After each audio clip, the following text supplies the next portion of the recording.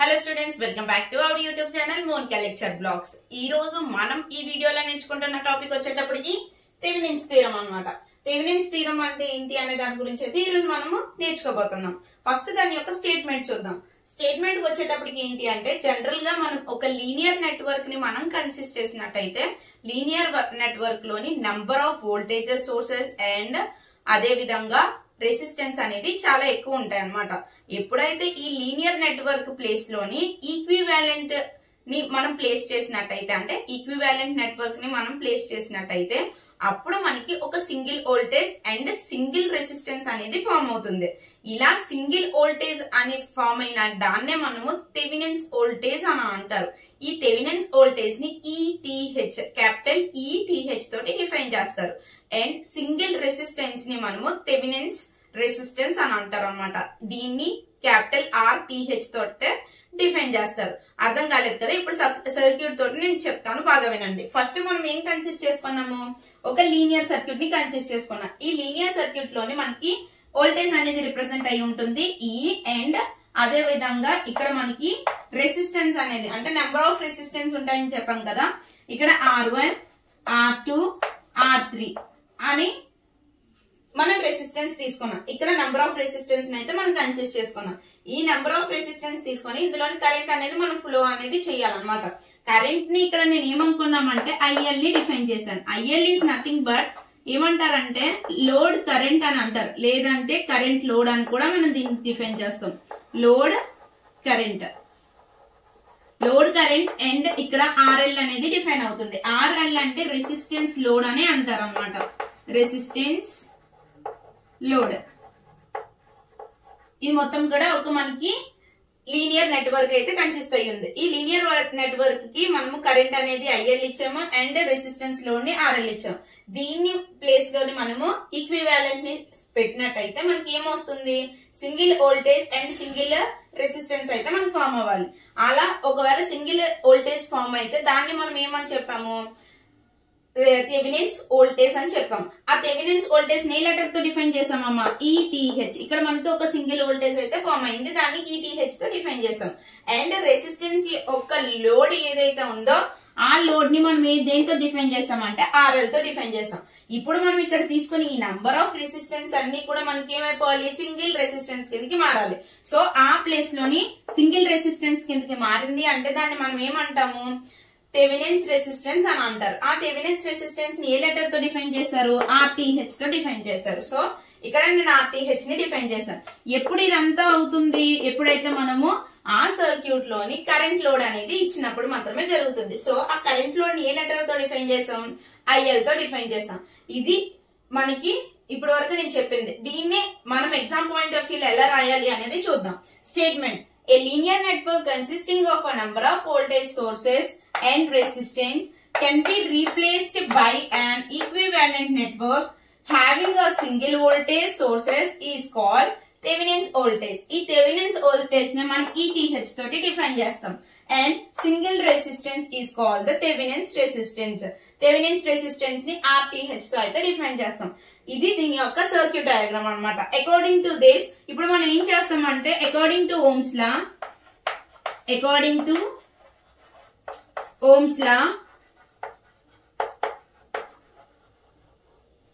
లా అంటే జనరల్ గా మనకి ఏమని తెలుసు? I is equal to V by R అని తెలుసు. This is the Ohm's law, అవునా? I is equal to V by R. I అంటే ఏంటి? కరెంట్. V అంటే వోల్టేజ్. R అంటే రెసిస్టెన్స్. కరెంట్ యొక్క SI యూనిట్స్ ఆంపియర్స్, వోల్టేజ్ యొక్క SI యూనిట్స్ వోల్ట్, రెసిస్టెన్స్ యొక్క SI యూనిట్స్ ఓమ్స్ అన్నమాట. ఆల్రెడీ ఈ దీని గురించి కూడా ఓమ్స్ లా గురించి అయితే నేను జనరల్ ప్రీవియస్ వీడియోస్ లో అయితే నేను చెప్పడం జరిగింది. ఎవరైనా చూడలేని వాళ్ళు ఉంటే కింద డిస్క్రిప్షన్ లో అయితే నేను లింక్ ప్రొవైడ్ చేస్తాను, అందులో వెళ్ళి అయితే చూడొచ్చు. మనకి Ohm's law is equal to I is equal to V by R కదా. ఇప్పుడు అకార్డింగ్ టు దట్ ఇక్కడ మనం తీసుకున్న కరెంట్, అంటే మనం తీసుకున్న కరెంట్ ఏమని తీసుకున్నాం? ఐఎల్ తీసుకున్నాం. IL is equal to voltage. Voltage అంటే మనకి ఏం తీసుకున్నాం? వోల్టేజ్ ప్లేస్ లో ETH. So ETH by resistance అంటే మనకి ఇక్కడ రెండు రెసిస్టెన్స్ ఉన్నాయి.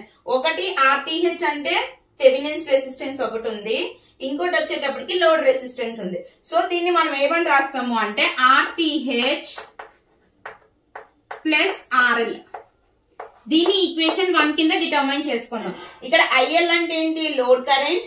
ETH అంటే వోల్టేజ్ అంటే థెవెనిన్స్ వోల్టేజ్.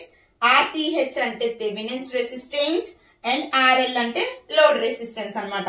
ఈ మొత్తాన్ని మనము ఈక్వేషన్ 1 కిందకి తీసుకుంటాం. ఇప్పుడు ఒక్కొక్క స్టెప్ అనేది దీని తర్వాత ప్రాసెస్ అంటే ETH ని ఎలా ఫైండ్ చేయాలి, RTH ని ఎలా ఫైండ్ చేయాలి అండ్ దీని యొక్క ప్రూఫ్ ఏంటి అనేది ఇప్పుడు చూద్దాం. సెక్షన్ లోని ఎక్కడి వరకు నేర్చుకున్నాం? ఈ ఫస్ట్ ఈక్వేషన్ వరకు మనం నేర్చుకున్నాం. ఇప్పుడు ఏంటి అంటే టు ఫైండ్ ద ETH ని అయితే మనం ఫైండ్ చేయాలి. ETH అంటే ఏంటి? Thevenin's voltage. థెవెనిన్స్ వోల్టేజ్ అనేది మనం ఇప్పుడు ఫైండ్ చేయాలి. చూడండి, the load resistance RL is removed, the current I is the circuit is given by అనుకొని చెప్పారు. అంటే ఇప్పుడు మనము I అంటే కరెంట్ యొక్క సర్క్యూట్ అనేది ఏ విధంగా ఫ్లో అయ్యింది, ఇప్పుడు మనం దాన్ని అయితే కనుక్కోవాలన్నమాట. ఇప్పుడు దాని గురించి మనం ఏం చేస్తాము అంటే ఆల్రెడీ ప్రీవియస్ సెక్షన్ లోనే మనం ఈ వీడియోని అయితే మనం కన్సిడర్ చేసాం. అంటే లీనియర్ నెట్వర్క్ సర్క్యూట్ ని అయితే మనం తీసుకున్నాం. అకార్డింగ్ టు ద సర్క్యూట్ ఇక్కడ మనకి ఏం రిమూవ్ చేయమని చెప్పారు? RL ని అయితే రిమూవ్ చేయమని చెప్పారు. ఇక్కడ RL ని రిమూవ్ చేయమని చెప్పారు కాబట్టి సో ఇక్కడ మనని ఏం చేస్తున్నానంటే ఈ RL ని నేను రిమూవ్ చేస్తాను. రిమూవ్ చేస్తే మనకి ఏంటి వచ్చింది? ఆ సర్క్యూట్ అనేది ఆ విధంగా రిప్రజెంటేషన్ అనేది అయితే అయ్యింది. దీంట్లో మనము కరెంట్ అనేది ఫ్లో చేయాలి కాబట్టి ఇక్కడ కరెంట్ ని నేను ఫ్లో చేస్తున్నాను. ఆ కరెంట్ ని నేను I అని దాన్ని డిఫైన్ చేసుకోమని చెప్పేసి అయితే ఇక్కడ మనకు చెప్పారు స్టేట్మెంట్ లో. సో ఇక్కడ నేను కరెంట్ ప్లేస్ లోనే I ని అయితే తీసుకున్నాను. ఇక్కడ మనం తీసుకున్న దాంట్లోని ఎప్పుడైతే ఈ సర్క్యూట్ లోని మనకి కరెంట్ అనేది ఫ్లో అనేది అవుతుందో, కరెంట్ ఫ్లో అయ్యేటప్పుడు R2 నుంచి మనకి వోల్టేజ్ అనేది అక్రాస్ అవుతుంది అనమాట. వోల్టేజ్ అనేది అక్రాస్ అవుతుంది కాబట్టి ఈ ప్లేస్ లో మనకి ETH అనేది ఫామ్ అవుతుంది. ఇక్కడ మనం అదే విధంగా ఇక్కడ 2 పాయింట్స్ అయితే మనం కన్సిడర్ చేసుకుంటాం. దాన్ని A అండ్ సెకండ్ దాన్ని B కిందకి మనం తీసుకున్నట్టయితే 2 పాయింట్స్ మనం కన్సిడర్ చేసినట్టయితే ఎంత అమౌంట్ ఆఫ్ వోల్టేజ్ అనేది AB పాయింట్ మీద ఎపిఆర్ అనేది అవుతుంది అంటే ETH అమౌంట్ ఆఫ్ వోల్టేజ్ అనేది అయితే ఎపిఆర్ అనేది జరుగుతుంది అనమాట. ఎపిఆర్ జరుగుతున్నప్పుడు ఇప్పుడు దాని నుంచి మనము ఈక్వేషన్ అయితే జనరేట్ చేయాలి. ఇక్కడ చూడండి, మనం కరెంట్ ఎంత పాస్ చేసామో I according to the Ohm's లో మనకి ఏం తెలుసు? I is equal to V/R అనేది అయితే మనకు తెలుసు. ఈ కండిషన్ బట్టి I అంటే I అని రాస్తాం, ఎందుకంటే కరెంట్ అక్కడ కూడా I అనే కరెంట్ ని ఫ్లో చేసాం.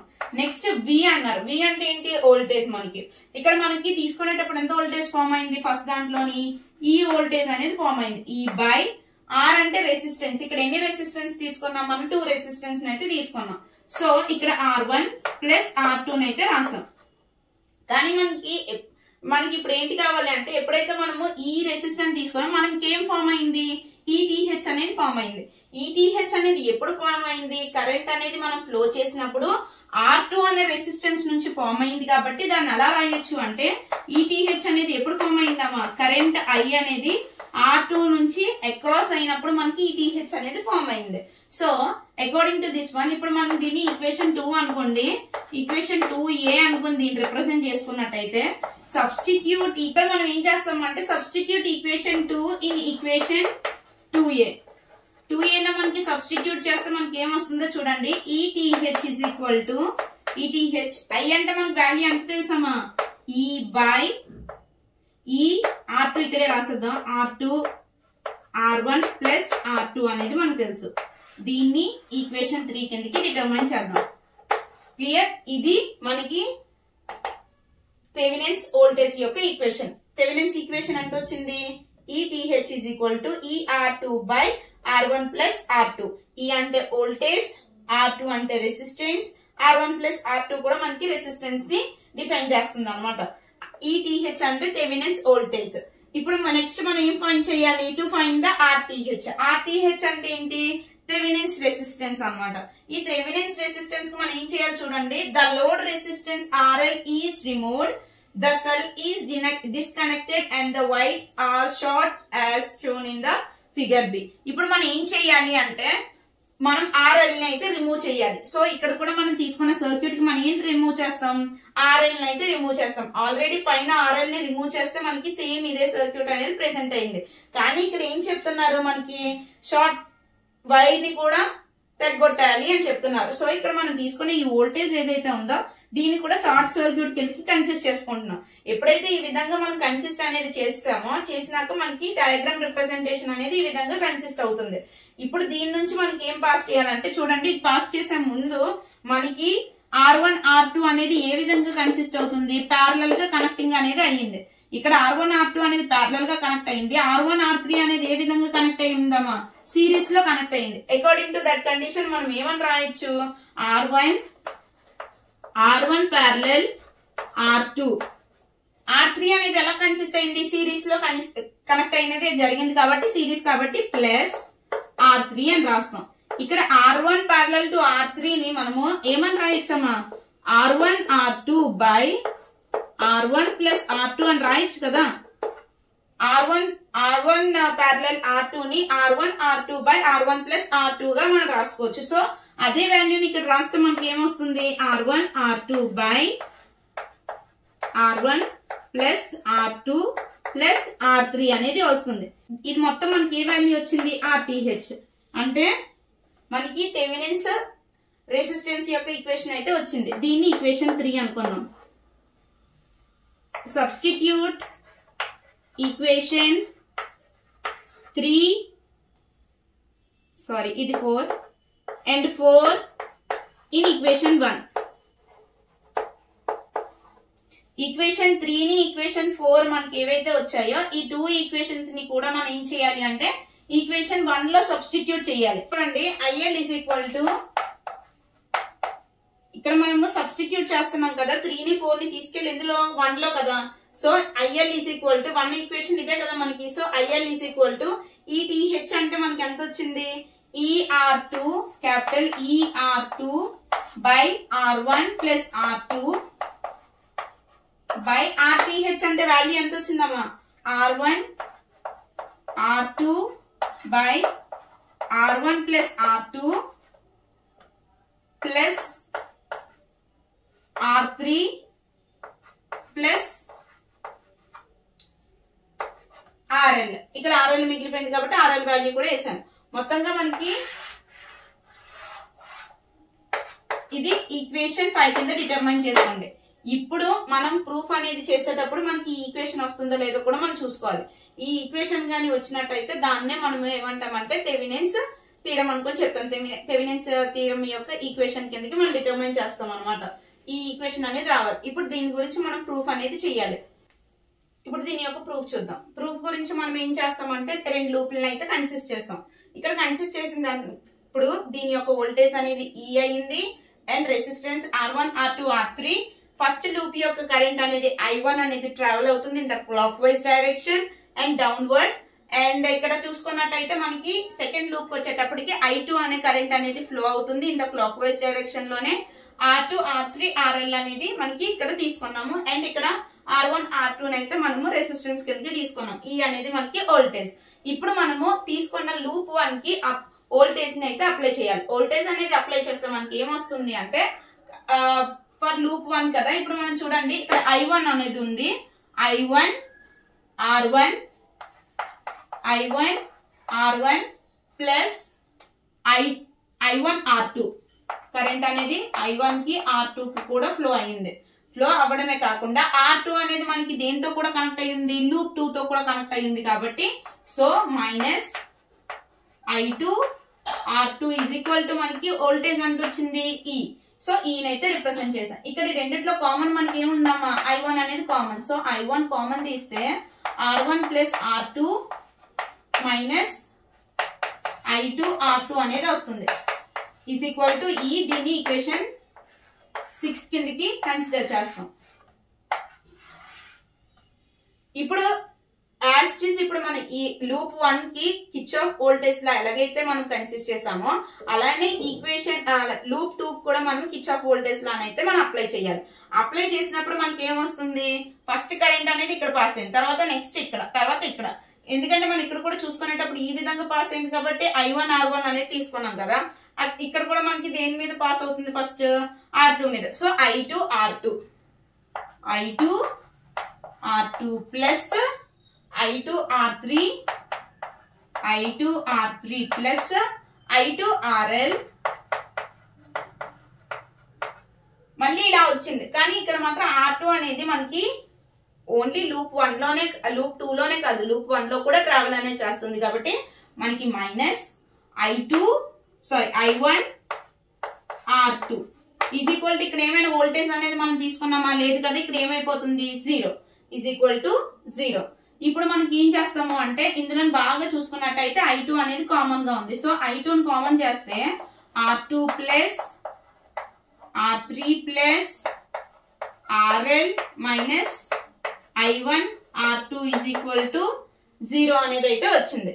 ఇప్పుడు అకార్డింగ్ టు దట్ ఇప్పుడు మనం ఏం చేస్తాము అంటే దీంట్లోని I2 అనే వాల్యూ అనేది మనకు వచ్చింది కాబట్టి మనం ఏం చేయొచ్చు అంటే I1 ని ఇటువైపు తీసుకొచ్చేద్దాం. I1 ని ఇటువైపు తీసుకొని వస్తే మనకి ఏమొస్తుంది, I1 is equal to I2 of R2 plus R3 plus RL minus ఇది కిందనే వచ్చేస్తుంది కదా. ఇప్పుడు I1 ని ఇటువైపు తీసుకొచ్చేస్తాం కాబట్టి డినామినేటర్ లో మనకి R2 అనేది ఫామ్ అవుతుంది. దీన్ని ఈక్వేషన్ 7 కిందకి రిప్రజెంట్ చేసుకుందాం. Substitute equation 7 in equation 6 we get, ఎప్పుడైతే మనము ఈక్వేషన్ 7 ని తీసుకెళ్లి ఈక్వేషన్ 1 లో సబ్స్టిట్యూట్ చేస్తామో ఇక్కడ చూడండి I1 వాల్యూ ఇక్కడ ఉంది. సో దీన్ని ఎలా రాయొచ్చు, R1 plus R2 of I1 value మనకి ఎంత వచ్చిందమ్మా, I2 of R2 plus R3 plus RL by R2, ఇంకేం మిగిలిపోయింది ఇక్కడ minus I2 R2 is equal to E అనేది మిగిలింది. ఇక్కడ మనం చూసినట్టయితే ఇక్కడ I2 అనేది ఇక్కడ ఉంది, ఇక్కడ కూడా I2 అనేది ఉంది. సో మనం కామన్ తీసేయచ్చు కదా. కామన్ అనేది తీస్తే మనకి ఏమొస్తుంది, కామన్ తీసేద్దాం. చూడండి R1 ప్లస్ R2 కామన్ చేస్తే I2 ఫస్ట్ ఇక్కడ రాసేద్దాం, R2 plus R3 plus RL, ఇక్కడ మనకి R2 అనేది మిగిలి ఉంటుంది బై R2 కామన్ ఏం తీసామమ్మా, I2 ని కామన్ తీసాం. I2 ని కామన్ తీసాం కాబట్టి I2 is equal to capital E అనేది అయితే మనకి రిప్రజెంట్ అయింది. క్లియర్. ఇప్పుడు మనం తీసిన దాంట్లోని ఈ టర్మ్ అనేది మనకు వచ్చింది. ఇప్పుడు మనము ఒక్కొక్క దాంతో అంటే R1 తోటి ఒకసారి ఈ పార్ట్ ని మనం మల్టిప్లికేషన్ చేస్తాము అండ్ R2 తో కూడా మనం దీన్ని మల్టిప్లికేషన్ చేస్తాం. అప్పుడు ఈక్వేషన్ అనేది ఏ విధంగా వస్తుంది అనేది అయితే చూద్దాం. R2 plus R1 R3 R1 RL R1 into RL అంటే R1 RL plus R2 into R2 ఏమవుతుంది, R2 square, R2 plus R3 R3 plus R2 into RL అంటే plus R2 RL. Next 3 times అయిపోయింది కదా. నెక్స్ట్ ఇంకా ఇక్కడ R2 మనకి ఏమవుతుంది అంటే మైనస్ R2 స్క్వేర్ అనేది అవుతుంది అనమాట. R2 స్క్వేర్ కిందకి అవుతుంది బై R2. ఇంక ఇక్కడ ఏం మిగిలింది, I2 అనేది మిగిలింది. I2 is equal to capital E ని అయితే మనం కన్సిస్ట్ చేస్తాం. దీని తర్వాత ఇక్కడ మనకి ఇక్కడ కామన్ అనేది చేస్తాం. చూడండి ఎందుకంటే అన్ని కామన్ గా కొన్ని కామన్ గా అయితే ఉన్నాయి కాబట్టి ఆ టర్మ్స్ ని కామన్ చేస్తాం. అక్కడ కామన్ చేస్తే చూడండి R1 R2 అనేది ఎక్కడైనా ఉందా, R1 R2 ఎక్కడ లేదు కాబట్టి as it is you have to be write R1 R2 plus R1 R3 ఇక్కడ R3 అనేది ఉంది కాబట్టి ఇక్కడ మనము ఈ ప్లేస్ ని చూడండి, ఇక్కడ ఈ టర్మ్ లో మనకి R3 అనేది కామన్ గా ఉంది. సో R3 ని మనం కామన్ తీసుకోవచ్చు. R3 ని కామన్ గా చేస్తే ఇంకేం ఉంటుంది, R1 ప్లస్ R2 అనేది అయితే ఉంటుంది. నెక్స్ట్ టర్మ్ మనం చూసినట్టయితే ఇక్కడ చూడండి R1 RL, ఇక్కడ R2 RL ని కామన్ చేద్దాం. ప్లస్ RL ని కామన్ చేస్తే R1 ప్లస్ R3 అనేది ఉంటుంది, R2 అనేది అయితే ఉంటుంది. ఇంకా మిగిలిపోయిన టర్మ్స్ ఏంటి, ఇక్కడ ప్లస్ R2 స్క్వేర్ అనేది మిగిలిపోయింది, ప్లస్ R2 స్క్వేర్ ఇక్కడ మిగిలిపోయింది minus R2 square into I2 is equal to E. By R square ఉంది కాబట్టి ఆర్ స్క్వేర్ అయితే మనం కన్సిడర్ చేసాం. ఇక్కడ plus R2 square minus R2 square అనేది క్యాన్సిల్ అయిపోయింది, ప్లస్ మైనస్ కాబట్టి అప్పుడు ఇంకేం మిగిలి ఉంటుంది, R1 R2 plus R3 of R1 plus R2 plus RL into R1 plus R2 I2 is equal to capital E అనేది మనకు వస్తుంది by R square. According to this one మనం I2 ని ఇటువైపు తీసుకొచ్చాం అనుకోండి, I2 ని ఇటువైపు తీసుకొని వస్తే మనకి ఏమవుతుంది, I2 ఈజ్ ఈక్వల్ టు ఈ R2 ని ఇటువైపు తీసుకెళ్తే ER2 అనేది అవుతుంది, ER2 by R1 R2 plus R3 of R1 plus R2 plus RL into R1 plus R2 అనేది వస్తుంది. ఏం చేస్తామంటే ఇప్పుడు ఇది ఏదైతే వాల్యూ వచ్చిందో న్యూమరేటర్ లోని R1 ప్లస్ R2 ని న్యూమరేటర్ లోని కూడా మనము డివైడ్ చేయాలి. దేంతో డివైడ్ చేస్తాము, న్యూమరేటర్ అండ్ డినామినేటర్ లో దేంతో డివైడ్ చేయాలి అంటే R1 ప్లస్ R2 ని అయితే తీసుకోవాలి. ఎప్పుడైతే న్యూమరేటర్ లోని డినామినేటర్ లోని R1 R2 ని మనం డివైడ్ అనేది చేసామో, డివైడ్ చేస్తే మనకి ఏమొస్తుంది, I2 is equal to ER2 by దేంతో డివైడ్ చేయాలి, R1 ప్లస్ R2 బై ఈ టర్మ్ లో మనం చేస్తే R1 R2 by R1 R2 అనేది వచ్చేస్తుంది. So R1 R2 by R1 plus R2 అనేది యాజ్ ఇట్ ఈజ్ వేస్తాను. ఇక్కడ వేసిన తర్వాత నెక్స్ట్ మనకి ఇక్కడ R3 అనేది మిగులుతుంది, ఎందుకంటే ఇది మనం డివైడర్ లో వేస్తే మనకి క్యాన్సిల్ అనేది అవుతుంది, ఇక్కడ క్యాన్సిల్ అవుతుంది, ఇదే ప్లేస్ లో కూడా క్యాన్సిల్ అవుతుంది. సో ఇక్కడ మనం ఏమని రాయొచ్చు, ప్లస్ R3 ప్లస్ RL. ఈ ఈక్వేషన్ అనేది మనం ఎక్కడో చూసినట్టుంది కదా, యాజ్ యూజువల్ మనం 5th ఈక్వేషన్ లోనే ఏదైతే తీసుకున్నామో అదే ఈక్వేషన్ అనేది ఇక్కడ మనకు కూడా వచ్చింది అనమాట. ఇలా సేమ్ గా మనకి ఈక్వేషన్ 5 అయితే మనం ప్రూవ్ అయితే చేసాం కదా, దీన్నే మనం ఏమంటామంటే థెవెనిన్స్ థీరం అనుకొని అంటాం అనమాట. ఇక్కడ వరకు మనకి పూర్తి ఎక్స్ప్లెనేషన్ అండ్ నోట్స్ ప్రెజెంటేషన్ అయితే ఎలాగ ఎగ్జామ్ లో రాయాలి అనేది అయితే అయింది. ఈ ఫుల్ వీడియో కానీ మీకు నచ్చినట్టయితే ఖచ్చితంగా లైక్ చేయండి, షేర్ చేయండి అండ్ సబ్స్క్రైబ్ చేయండి. Thank you so much.